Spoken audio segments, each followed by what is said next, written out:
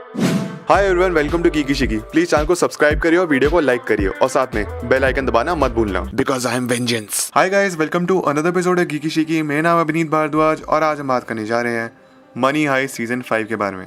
Money heist season 5 volume 1। इसके total 5 episodes release हुए Netflix पे एक साथ एंड अगले 5 एपिसोड दिसंबर में रिलीज होंगे। वीडियो में स्पॉयलर्स होने वाले हैं, तो अगर आप लोगों ने अभी तक ये सीजन नहीं देखा है तो आप बेशक चाहे इस वीडियो को स्किप कर सकते हैं, एक बार वो शो देख लीजिए, उसके बाद इस वीडियो पे आके आप इसको कवर करना। वीडियो को स्टार्ट करने से पहले मैं आपसे एक छोटी सी रिक्वेस्ट करूंगा कि प्लीज़ वीडियो को स्टार्टिंग से लेकर एंड तक ज़रूर देखिए। एंड मेरा एक व्लॉग चैनल है, इसमें मैं डेली व्लॉग्स अपलोड करता हूँ, उसका नाम है अभिनीत डायरीज। उसके लिंक आपको नीचे डिस्क्रिप्शन बॉक्स मिल जाएगी और पिन कमेंट में भी है। अगर आप लोगों को व्लॉग्स देखना पसंद है तो प्लीज़ अगर उसको चेकआउट जरूर कर लेना। चलिए फिर without wasting any time let's begin the show.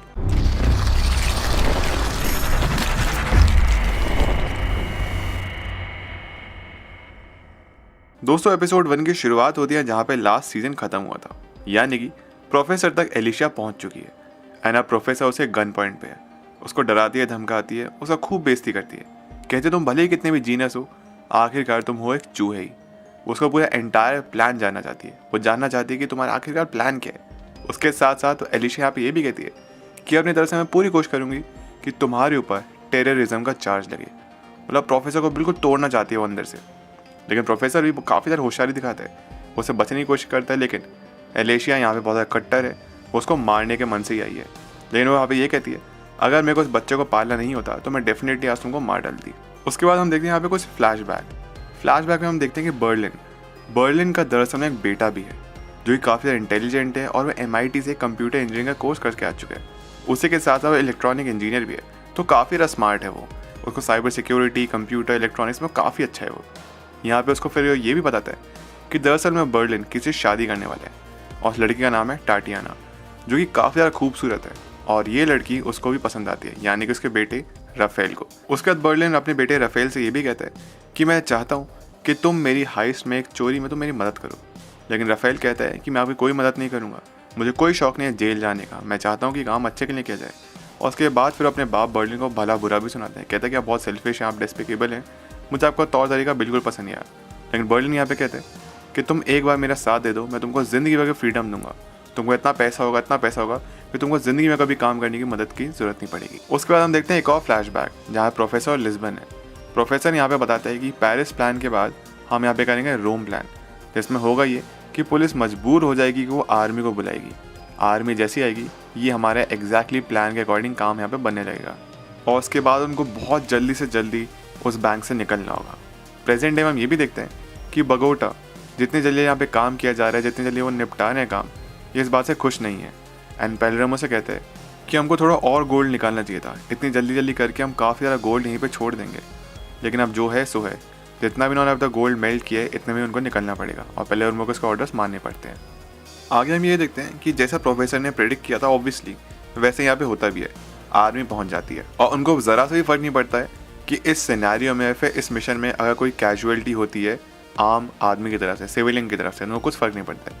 यानी यहाँ पर हम एक बात सेंस कर सकते हैं कि कुछ ना कुछ तो गड़बड़ हो ही रही है। फिर होता ये है कि लिस्बन प्रोफेसर से रेडियो पे बात करने की कोशिश करती है, पर प्रोफेसर को सिंस एलिशा ने यहाँ पे टाई कर रखा है, उसको चेन से बांध रखा है, वो कुछ जवाब नहीं दे पाता। यहाँ पे सब लोग समझ आते हैं कुछ ना कुछ तो गड़बड़ हो ही रही है। अब यहाँ पे एलिशा क्या करती है, यहाँ पे प्रोफेसर को बहुत सारे इंटरोगेट करती है, उसको टॉर्चर करती है, उसके पैर में गोली मारती है। लेकिन प्रोफेसर ज़्यादा अपने प्लान के बारे में कुछ नहीं बताता। बस वो कहता है कि उनका प्लान इतना सा था कि वो गोल्ड को नगर्स में बदल लेते और उसके बाद उसको सीवर सिस्टम के थ्रू वो निकाल लेते। एलिशा उसकी बात मानने के लिए तैयार नहीं है। एलिशा उसको चेन से लटका के नीचे गिरा देती है एंड कहती है तुम यहीं पर लटके रहोगे तब तो तुम मुझे सच नहीं बताते। हम उसके साथ यहाँ पे ये भी देखते हैं कि इवन पुलिस मेंबर्स जितने भी हैं, कर्नल, जनरल, ये सब भी बहुत ज़्यादा पैनिक कर रहे हैं। एंजल यहाँ पे कर्नल को समझाने की कोशिश करते हैं कि हड़बड़ी में हम कुछ ऐसी हरकतें ना कर दें जो कि ज़्यादा इलीगल हो, रादर देन उन लोगों से जो कि बैंक में यानी कि रॉबर्स के कंपैरिजन में हमको लीगल तरीके से काम करना है। हमको अपने होशों को संभाल के चलना है, कुछ भी जल्दबाजी में नहीं करना है। यहीं पर हम आगे ये देखते हैं कि अब लिस्बन सिंस वापस आ चुकी है तो टोक्यो यहाँ पर उसको पहले मॉक करती है, बट फिर उससे आके माफ़ी मांगती है। उसको अपने वो बॉयफ्रेंड के बारे में बताती है, कैसे वो उससे प्यार क्या करती थी, वो उसकी ज़िंदगी का सच्चा प्यार था, लेकिन जब से वो उसको मरा है वो कभी भी किसी को इतना प्यार नहीं कर पाएगी, not even Rio. On the other hand Marseille की बात की जाए, मार्सिल वही जिसने अपने मिलिट्री हेलीकॉप्टर के थ्रू लिस्बन को बैंक के छत पे उतारा था। वहाँ पे पुलिस उसको पीछा करने की कोशिश करती है उस हेलीकॉप्टर का, पर मार्सिल वहाँ पे बेंजामिन की मदद से वहाँ से निकल जाता है। बेंजामिन कहता है कि दरअसल मैं एक इनोसेंट फार्मर हूँ, मेरे यहाँ पे 2 लैम्ब भी मर गए जैसे कि हेलीकॉप्टर लैंड किया। एंड यहाँ पुलिस समझ जाती है कि एक बार फिर से उनको बेवकूफ़ बनाया गया है। तो मतलब आप समझ सकते हैं प्रोफेसर ने कितने प्लान्स बना रखे थे। अब बढ़ते हैं एपिसोड के एंड की तरफ। यहाँ पे हम ये देखते हैं कि एलिशिया फोर्स करती है प्रोफेसर को कि इस बार तुम रेडियो पे जवाब दो। वो लिस्बन को बताता है कि स्टॉर्म वाटर टैंक जो था उसके बारे में अथॉरिटीज़ को पता चल चुका है। और उसी के साथ साथ एलिशिया भी खुद को रिवील करती है एंड बताती है कि हाँ प्रोफेसर मेरे चुंगल में है, मेरे गन पॉइंट पे है, प्रोफेसर मैंने कैप्चर कर रखा है। प्रोफेसर यहाँ पे सबसे माफ़ी मांगते हैं। एंड में फ्लैशबैक भी देखते हैं जहाँ प्रोफेसर बताता है लिस्बन को कि अगर अथॉरिटीज़ को पता चल गया था स्टॉर्म वाटर टैंक के बारे में तो मतलब समझ जाओ सब कुछ खत्म हो चुका है, इट्स ऑल ओवर, अब कुछ नहीं बचा है। एपिसोड के एंडिंग की तरफ हम बिल्कुल देखते हैं कि प्रोफेसर यहाँ पे एक इमोशनल मोमेंट होता है जहाँ पे सबसे माफ़ी मांगता है हर एक ग्रुप मेंबर से एंड कहते हैं कि शायद ये मेरी आखिरी कॉल हो सकती है। इस एपिसोड में 2 चीज़ें और हुई। स्टॉकहोम को काफ़ी ज़्यादा गुस्सा था मनीला पे कि उसने प्रोटोकॉल ब्रेक किया और उसने अपनी रियल आइडेंटिटी बाहर आने दी, बल्कि प्लान ये था कि जस्ट इन केस स्टॉकहोम और डेनवर भी पकड़ा जाता है तो मनीला अपनी रियल आइडेंटिटी छुपा के रखेगी और उसके बाद उनके बच्चों की परवरिश करेगी। लेकिन मनीला ने अपनी रियल आइडेंटिटी बता दी। यहीं पे लिस्बन से एक बार टोक्यो पूछती भी है कि प्रोफेसर ने कोई प्लान भी नहीं बना रखा था, मतलब अगर वो खुद ही पकड़ा गया तो कोई प्लान नहीं था। लिस्बन कहती है कि नहीं, कोई भी प्लान भी नहीं है हमारे पास। अब बात करते हैं दोस्तों एपिसोड 2 की। यहाँ पे हम ये देखते हैं कि लिस्बन, टोक्यो, स्टॉकहोम साथ में बाहर निकलते हैं बैंक के और उनके साथ में कुछ हॉस्टेजेस भी हैं। उनके पास कोई हथियार नहीं है, वो बेयर फुट है, उनके हाथों में हाथ है, कोई हथियार नहीं और केवल सिर्फ एक वाइट फ्लैग यानी कि पीस का निशान। और पब्लिक उनके लिए चीयर करती है क्योंकि उनके लिए वो हीरोज बन चुके हैं। अब हाइस्ट के उनका लेके ये लग रहा है कि शायद हाइस्ट यहीं पे ख़त्म होने वाली है। अब होता ये है कि कर्नल टैमेओ वो तो सबको इतना ज़्यादा गुस्सा है कि वो सबको मार डालना चाहता है, लेकिन एंजल समझाता है कि नहीं, विलन तो हम ऑलरेडी पहले से बने हुए हैं, अभी वक्त है हीरो बनने का। हम उनके सामने जाते हैं, उन सबसे बात करते हैं, तीनों लड़कियों से, एंड डिस्कस करते हैं कि आगे क्या किया जाएगा। यहाँ पे तीनों लड़के जब बात करी होते हैं, लिस्बन इसकी लीडर है। लिस्बन और कर्नल के बीच में बात होती है एंड लिस्बन ये पे रियलाइज़ करती है कि दरअसल में प्रोफेसर जो है वो एलिशिया अकेले ने उसको कैप्चर करा हुआ है, क्योंकि अगर पुलिस ने कैप्चर कर लिया होता फिर कर्नल के पास होता तो सबसे बड़ा ट्रम्प कार्ड उनका यही था कि वो प्रोफेसर का नाम लेते हैं एंड कहते हैं प्रोफेसर अगर तुम जिंदा चाहते हो तो ये हमारे लिए काम करो, लेकिन प्रोफेसर उनके पास नहीं है। लिस्बन पूरा गेम समझ जाती है। लिस्बन कहती है कि तुम्हारा सिक्योरिटी गार्ड जो गांडिया है उसको फिलहाल अर्जेंटली सर्जरी की ज़रूरत है क्योंकि वो पैरालाइज हो सकता है। एंड यहाँ पे समझ जाते हैं कि नेगोशिएशन काफ़ी ज़्यादा टेंस है। यहाँ पे कर्नल कोई बात माननी पड़ती है। लेकिन अगर बैंक के अंदर की बात की जाए तो बगोटा और गांडिया में लड़ाई हो जाती है क्योंकि बगोटा में बहुत ज़्यादा गुस्सा है गांडिया पे, क्योंकि गांडिया ने नायरोबी को मार डाला था। खूब लड़ते हैं आपस में, लेकिन यहाँ पे किस तरीके से आके उनको रोक लिया जाता है। लेकिन अब आर्टूरो भैया को कैसे भूल जाए, उनके दिमाग तो हमेशा खुराफाती था। वो गवर्नर के साथ यहाँ पे मिलकर प्लान करता है कि कैसे हम यहाँ पे सब लोगों को बचा सकते हैं। वैसे लोगों को क्या ही बचाना है, उसको दुनिया के सामने हीरो बनना है। वो गवर्नर के साथ यहाँ पे प्लानिंग करते थे साइड बाय साइड। अब जितनी देर में बगोटा और गांडिया की लड़ाई रुकवाई जाती है, इतने हम देखते हैं कि आर्टूरो, गवर्नर और 2-3 लोग और थे जो कि यहाँ पे उनके हथियार लेके उनसे भाग जाते हैं। वो गोलियाँ वगैरह चलाते हैं जिसमें डेनवर को भी घायल हो जाता है और 1-2 और मेंबर होते हैं जो कि घायल हो जाते हैं। लेकिन खतरा भी टला नहीं दोस्तों। आर्टूरो, गवर्नर अब उस रूम में पहुँच जाते हैं भागते भागते जहाँ पे पूरी की पूरी टीम या फिर पूरे पूरे रॉबर्स के एक्चुअल हथियार रखे हैं। सारा का सारा वेपन, सब के सब आर्मर, सब कुछ उनके पास है। एम्यूनिशन यहाँ पे रॉबर्स के पास खत्म होने वाला है। And on the other hand Arturo's की टीम के पास बहुत सारे हथियार हैं। आर्टूरो उन पे बम वगैरह बहुत कुछ फेंकता है। एंड यहाँ पे टोक्यो के पास एक इकलौता रास्ता है कि वो जानती है उसके पास कुछ हथियार है, लेकिन उस हथियार तक पहुँचने के लिए थोड़ा टाइम चाहिए। अब बात की जाए अगर प्रोफेसर की, तो प्रोफेसर के गले में इंजेक्शन लगा के एलिशिया उसको बेहोश कर देती है। वहीं पे मार्सिल और बेंजामिन उसके पीछे पीछे आते हैं। मार्सिल को भी वो इंजेक्शन लगा बेहोश करती है, लेकिन बेंजामिन को वो पकड़ लेती है। अब आगे क्या हुआ वो तो हमको फिलहाल नेक्स्ट एपिसोड में पता चलेगा। वहीं पे on the other hand Tokyo किस तरीके से वो हथियार निकाल लेती है। एंड आर्टूरो भी अभी भी कम नहीं है। वो पहले फ्लेम थ्रोअर से हमला करता है, उसके बाद वेपन कैरिंग व्हीकल उनकी तरफ आगे लेके बढ़ता है, मतलब उनको टोटली मार डालना चाहता था वो।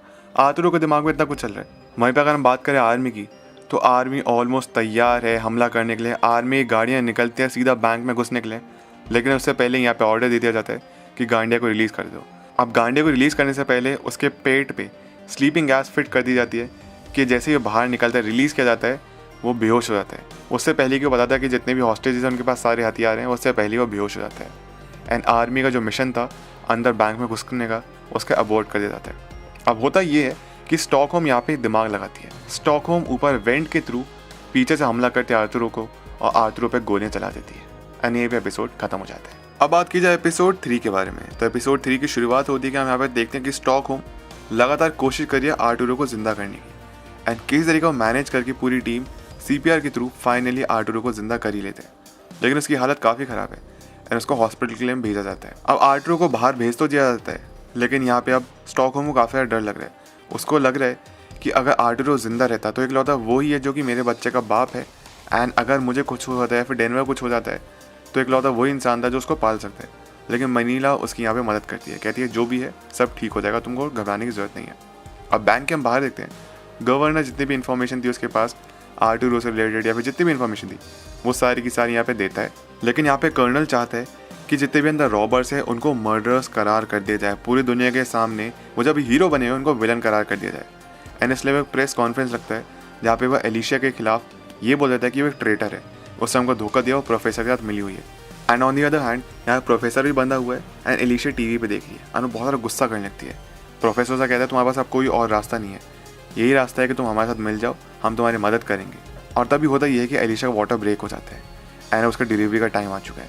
एलिशिया बहुत ज़्यादा हैवी ब्रीदिंग करने लगती है, अब उसके कॉन्ट्रैक्शन शुरू हो गए एंड प्रोफेसर कहता है कि मुझे तुम्हारी मदद करने दो।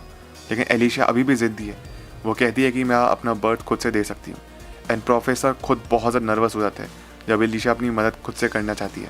लेकिन किस तरीके से जब वो बहुत ज़्यादा दर्द में होती है वो प्रोफेसर को रिहा कर देती है एंड प्रोफेसर उसकी मदद करता है। साथ में हम एक बार फिर से एक यहाँ पे फ्लैशबैक देते हैं जहाँ पे हम देखते हैं कि बर्लिन एक प्लान करता है एक चोरी की, और बर्लिन यहाँ पे मार्सिल, बगोटा और टाटियाना के साथ है। वो अपने बेटे को बताता है कि हम वाइकिंग का ट्रेजर चुराएंगे कैसल से एंड यहाँ पे उससे तुम्हारी एक सॉर्ट ऑफ एक हेल्प हो जाएगी, तुम समझ पाओगे चोरी कैसे होती है, उसके बाद हम बड़ी चोरियों की तरफ बढ़ेंगे। लेकिन हम यहाँ पे देखते हैं कि उसका बेटा अभी भी उसके अगेंस्ट है, मतलब राफेल जो है अपने फादर के अगेंस्ट है एंड वो नहीं चाहते कि किसी भी प्रीशियस आर्ट को चुराया जाए। अब आगे होता ये है कि कर्नल यहाँ पे आर्मी के जो लीडर है जनरल सगस्ता, उनका यहाँ पे प्लान करते हैं ये कैसे हम बैंक के ऊपर हमला करेंगे। वहीं पे एंजल काफ़ी ज़्यादा गुस्सा है इस बात को लेकर कि कर्नल के कैसे झूठ बोला और एक इनोसेंट इंसान को, एलिशिया को, उसे ज़बरदस्ती फंसवा दिया। लेकिन ऑन दी अदर हैंड पेलर्मो भी अपनी टीम के साथ तैयार होता है अटैक के लिए, क्योंकि उसको पता है सामने से आर्मी आ रही है हम पे हमला करने के लिए। पेलर्मो पूरे डिफेंस की तैयारी शुरू करते हैं एंड वो तैयार होते हैं हमला करने के लिए। एंड वहीं पे आर्मी जो है पूरी की पूरी छत को उड़ा देती है।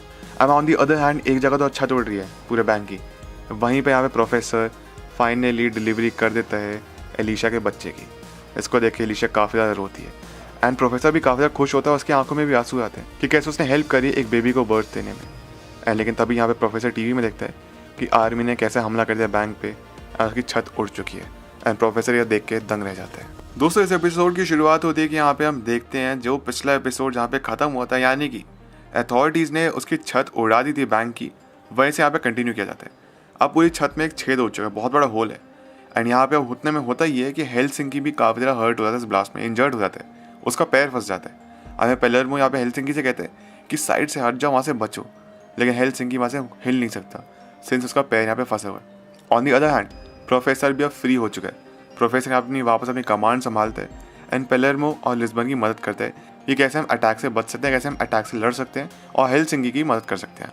लेकिन अगेन यहाँ पे हम देखते हैं एक फ्लैशबैक ये है कि बर्लिन पहुँचते हैं अपने बेटे के साथ उसी कासल में जहाँ पे उनको चोरी करनी है कुछ, एंड टाटियाना की वहीं पे परफॉर्मेंस भी शुरू होती है पियानिस्ट की, वो वहाँ पे परफॉर्म कर रही होती है एंड किस तरीके से साइबर सेल्स का इस्तेमाल करके उसका बेटा और बर्लिन दोनों साथ मिलकर उसको चोरी कर लेते हैं। एंड फाइनली जब चोरी करते हैं तो उसका बेटा राफेल काफ़ी ज़्यादा एक्साइटेड होता है, वो बहुत ज़्यादा एक्साइटेड, इतना ज़्यादा उसके एड्रेनल पूरी नसों में दौड़ रही है, बहुत ज़्यादा खुश है। लेकिन यहीं पे बर्लिन उसको एक बहुत बड़ा सबक सिखाता है, जितनी भी उन्होंने चोरी की थी वो उसको उठा के वो पानी में फेंक देते हैं। और बर्लिन उसको सबक ये सिखाता है कि हमेशा हमको अपनी एरोगेंस पीछे छोड़ के आनी है और मोरालिटी को सुपीरियर रखना है। इसलिए हम जब भी नेक्स्ट टाइम एक चोरी पे जाएंगे तो मैं सबका ध्यान रखोगे। लेकिन ऑब्वियसली यहाँ पे बर्लिन का बहुत बड़ा प्लान था। बर्लिन एक नाव में बैठ के जा रहा होता है जहाँ पे टाटियाना भी होती है और उसके साथ साथ उसका बेटा भी होता है। लेकिन तभी हम आगे देखते हैं कि स्कूबा डाइविंग गियर में यहाँ पे बोगाटा निकलता है और उसके पास वो सूट केस है जिसमें गोल्ड था। तो मतलब बर्लिन बेवकूफ़ नहीं था, उसने पानी में भी फेंक दिया और उसके बाद उसको रिकवर भी कर लिया। पानी बस इसलिए फेंका ताकि अपने बेटे को एक सबक सिखा सके। वापस बढ़ते हैं प्रेजेंट डे में। यहाँ पे हम देखते हैं कि वॉर अभी भी चल रही है, हेलसिंकी काफ़ी ज़्यादा घायल है एंड पेलर्मो कहते हैं कि उसको मेडिकल असिस्टेंट की ज़रूरत है। लेकिन यहाँ पे एक बात ऐसी आ रही है कि सिंस यहाँ पे पैर दबा हुआ हेलसिंकी का, यहाँ पे कुछ ऐसी सजेशंस भी है कि हेलसिंकी का पैर काट दिया जाए, लेकिन पेलेर्मो उसका अगेंस्ट है। वो कहता है नहीं, जिस चीज़ का नीचे पैर फंसा है हम इसको हटाएंगे इस लेवर के थ्रू। और इतनी ही देर में उनकी टीम एक रॉकेट से हमला करती है आर्मी पे, और आर्मी के भी काफ़ी ज़्यादा सोल्जर्स घायल हो जाते हैं। इतने में उनको थोड़ा टाइम मिल जाए सोचने का हेलसिंकी की मदद करने का, और प्रोफेसर भी अपनी तरफ से मदद तो कर ही रहे। आर्मी फिर से अपने सेकंड अटैक की तैयारी शुरू करी है, तो काफ़ी ज़्यादा हौच पौच का माहौल है। यहाँ प्रोफेसर भी मदद कर रहा है, हेलसिंकी की टांग भी घायल है और आर्मी भी अपने सेकंड अटैक के लिए तैयार है। प्रोफेसर उसी के साथ मार्सिल से कहता है कि जाओ जाके एक बेबी बॉटल लेके आओ ताकि एलिशिया के बेबी की मदद हो सके। एंड कमाल की बात यह है कि इस बार एलिशिया ने अपनी गन नीचे रख दी है और उसकी बेबी उसकी प्रायोरिटी है। पेलमेरो और लिस्बन इस्तेमाल करते हैं स्मोक बॉम्ब्स का, एंड वो यहाँ पे आर्मी की तरफ फेंकना शुरू करते हैं। एंड इतने में ही वो ग्रैब करते हैं एक वुडन लीवर ताकि वो हेलसिंकी की मदद कर पाएँ। जो उसके ऊपर गिरा हुआ है उसको वुडन लीवर की तरफ वो उठा पाएँ। लेकिन प्रोफेसर भी यहाँ पे कम नहीं है। प्रोफेसर यहाँ पे दूसरी यूनिट से ये कहते हैं, यानी कि टोक्यो, डेनवर, मनीला से ये कहते हैं कि तुम छत पे जाओ एंड कुछ हॉस्टेजेस लेके जाओ। ये इतने में हॉस्टेजेस है, ये डिस्ट्रैक्शन का काम करेंगे एंड इतने में तुम उस होल के थ्रू नीचे उतर पाओगे एंड जनरल सेगस्टा की यूनिट से लड़ पाओगे। प्रोफेसर यहाँ पे कॉल लगाता है कर्नल को एंड उसको धमकाता है। उसकी वही रिकॉर्डिंग प्ले कर दे, इसमें कर्नल ने ये कहे अगर आर्टुरो मर रहा है तो उसको मरने दो। इनफैक्ट आर्टुरो को मरने दो ताकि जो उसकी पूरी टीम है, प्रोफेसर की टीम है, उनको मर्डरस करार कर देता है। ये बात सुन के काफ़ी ज़्यादा डर जाता है कर्नल एंड उससे कहा जाता है कि अपना सेकंड अटैक रोक दो, एंड कर्नल को उसकी बात माननी पड़ती है। कर्नल यहाँ पे अपने सेकंड अटैक रोक देता है एंड कहता है अपनी यूनिट से वापस आने के लिए। लेकिन इतने में होता ये है कि छत पे जितने भी हॉस्टेजेस थे, इसमें मनीला को हो जाता है पैनिक अटैक छत पे, एंड मनीला बहुत ज़्यादा घबराने लगती है। एंड वो यहाँ पे टोक्यो और डेनवर से ये कहती है मुझे डेनवर के लिए फीलिंग्स है, बस मुझे ऐसा लग रहा है कि मैं मर जाऊँगी, लेकिन मरने से पहले मैं अपनी दिल की बातें सारी बताना चाहती थी। एंड इतने में पेलेर्मो और उसकी पूरी बाकी की टीम, जो पहली यूनिट थी, वो हेलसिंकी को फ्री करके वहाँ से निकाल लेती है।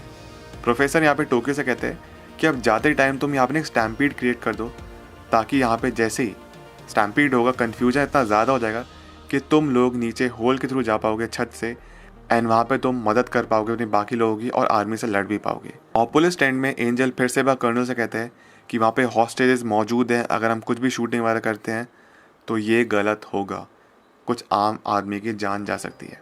आगे हम ये देखते हैं कि टोक्यो, डेनवर, मनीला पहुँचते हैं होल के थ्रू नीचे एंड वहाँ पे लड़ना शुरू करते हैं आर्मी से। अब आर्मी को उन्होंने पूरी जगह से घेर लिया है, लेकिन जनरल सेगस्टा के दिमाग में अभी भी कुछ और चल रहा है। वो सराउंडेड तो हो चुका है, लेकिन फिर भी उसका दिमाग भी आर्टुरो से कम नहीं है। कर्नल यहाँ पे जनरल सेगस्टा से कहता है कुछ मत करना, कुछ भी हरकतें मत करना, क्योंकि प्रोफेसर ने उसे कह रहे हैं कॉम्प्रोमाइज़ करने के लिए। लेकिन फिर भी जनरल सेगस्टा यहाँ पे अटैक बैक करते हैं एंड फिर से एक बार लड़ाई शुरू हो जाती है। इस लड़ाई में गांडिया भी मौजूद है। गांडिया यहाँ पे क्या करते हैं, वो एक सिक्योरिटी प्रोटोकॉल था बैंक का जिसको वो अनलॉक कर देता है एंड आर्मी वहाँ से निकल पड़ती है। अब 3 दरवाजे बंद हो चुके हैं और आधी टीम जो है प्रोफेसर की वो एक रूम में फंस चुकी है। प्रोफेसर फिर उनसे कहता है कि तुम किचन की तरफ बढ़ो, और एपिसोड का एंड होता है कि हम देखते हैं यहाँ पे गांडिया, सेगस्टा और उसके सोल्जर्स टोक्यो की तरफ आगे बढ़ रहे हैं और बाकी टीम की तरफ भी। एंड यहीं पे एपिसोड एक बहुत ज़्यादा टेंशन के माहौल में ख़त्म हो जाता है। अब बात करते हैं दोस्तों इस सीज़न के फाइनल एपिसोड के बारे में, यानी कि एपिसोड 5। ये काफ़ी ज़्यादा टोक्यो सेंट्रिक है, यानी कि टोक्यो की कहानी इसमें काफ़ी ज़्यादा बताई गई है।